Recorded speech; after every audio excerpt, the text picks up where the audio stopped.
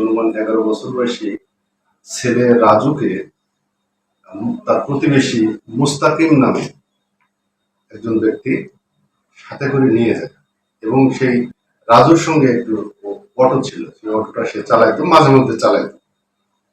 এর পরবর্তীতে রাজুকে এবং মুস্তাকিমকে শনাক্ত করার জন্য এসআই বিকাশকে এবং এসআই হায়দার আলীকে নিয়োগ করি।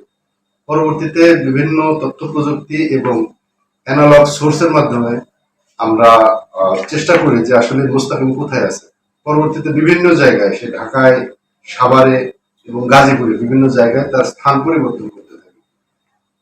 এরপরে গতকালকেও আমরা তাকে খুব চেষ্টা করি যে সে এলাকায় আসছে অথবা কোথায় আছে। তার নির্দিষ্ট কোনো ঠিকানা পাওয়া যায় না, মোবাইল ফোন বন্ধ রেখেছিল। আজকে দুপুর 2:30টার দিকে এই আলম, এই নিখোঁজ সন্তানের বাবা আমার থানায় এসে একটি মামলা করে।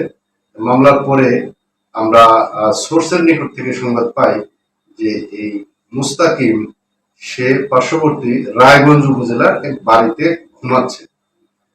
তো সোর্সকে বলে আমরা তাকে ওইখানে অবরুদ্ধ করার চেষ্টা করি এবং আমার একটা টিম দ্রুত সেখানে গিয়ে মুস্তাকিমকে অ্যারেস্ট করে থানায় নিয়েছি।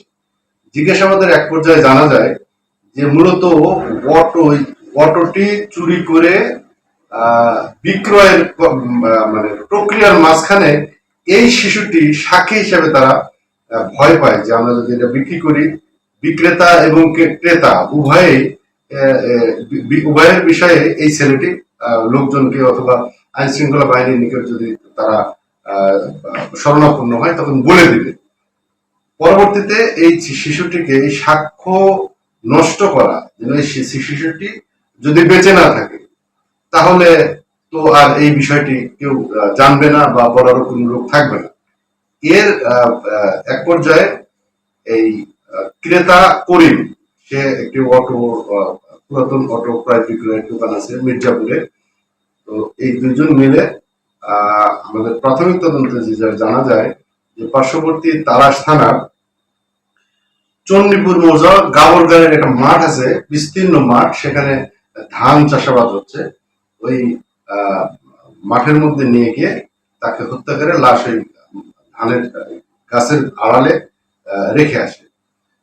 তো এই দুইজনকে আমরা নিয়ে গিয়ে তাদের শনাক্ত মতে আমরা এই লাশটি উদ্ধার করে থানায় নিয়ে এসেছি এবং আসামি আমাদের হেফাজতে আছে।